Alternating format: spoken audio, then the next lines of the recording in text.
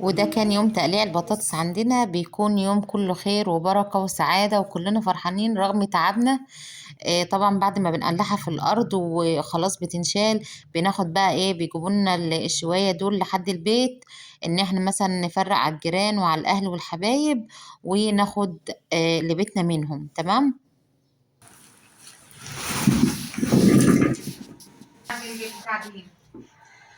بسم الله والصلاة والسلام على رسول الله. اللهم صل وسلم وبارك على نبينا محمد وعلى آله وصحبه وسلم تسليما كثيرا.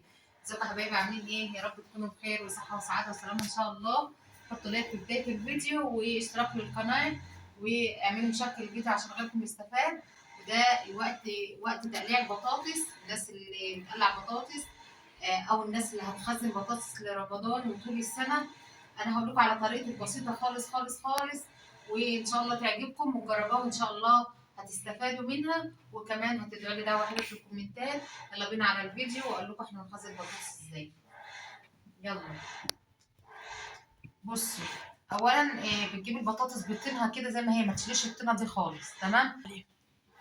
البطاطس بالطينه اللي فيها، المهم تبقى سليمه خالص. تدوري على البطاطسيه السليمه خالص، او تنقي البطاطسيه السليمه خالص كده، ودي اللي تتشال. وكمان حاولي ما تشيليش الكبيره او الحبايه الكبيره قوي، بتبقى مخوخه من جوه وبتبوظ بسرعه وبتبوظ كل اللي حواليه. تمام. تاني حاجه، ما تخزنيش اللي هي زي دي كده، اللي هي فيها فلق زي ده اسمه فحار. ما تخزنيش اللي زي دي.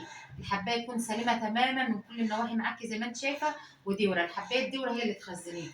يعني عايزه اقول لك تخزني دي لو بتخيريني، يعني لو تخزني دي ولا دي هقول لك دي تعيش معاكم وما يحصلهاش اي حاجه، وتبقي ضامنه كمان ان هي سليمه من جوه. لكن الكبيره ممكن تكون مخوخه من جوه وبوظ لك الدنيا.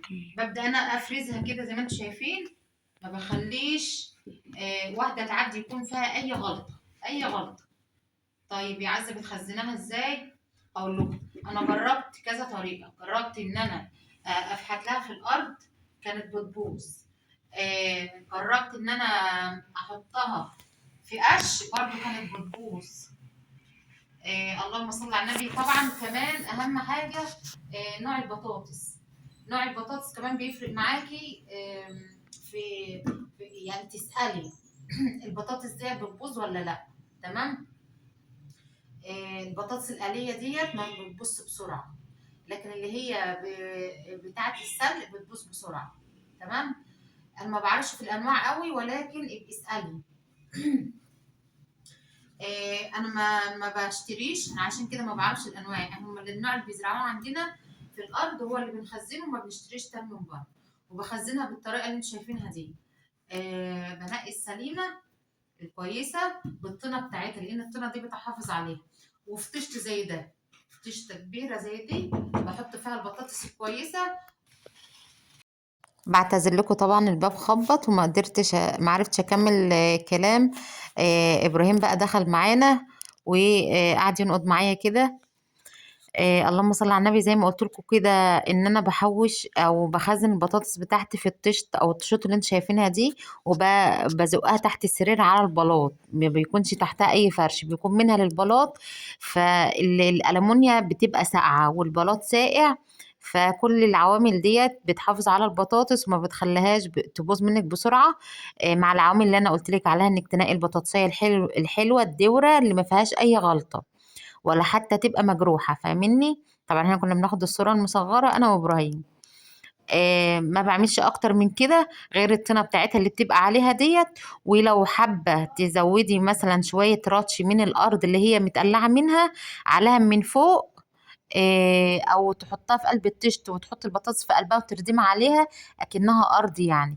بس تكون من الطينة اللي هي متقلعة منها، طينة رطبة كده، مش ناشفة ولا مبلولة، بتكون رطبة كده اللي هي متقلعة منها. فاهمني؟ دي كل الحاجات دي بتخلي البطاطس تعيش معاكي اطول فتره ممكنه.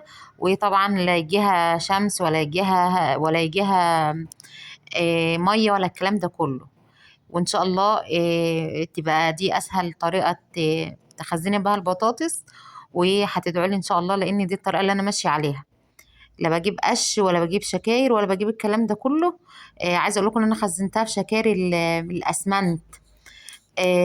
باظت برضو. كان يعني سبحان الله، انا جربت كل حاجه، ولكن توصلت ان ديت اسهل حاجه عندي، ان انا احطها في التيشت على الرطشه بتاعتها كده او التراب بتاعها واحطها تحت السرير. اتمنى يكون الفيديو عجبكم، ما تنسوش اللايك.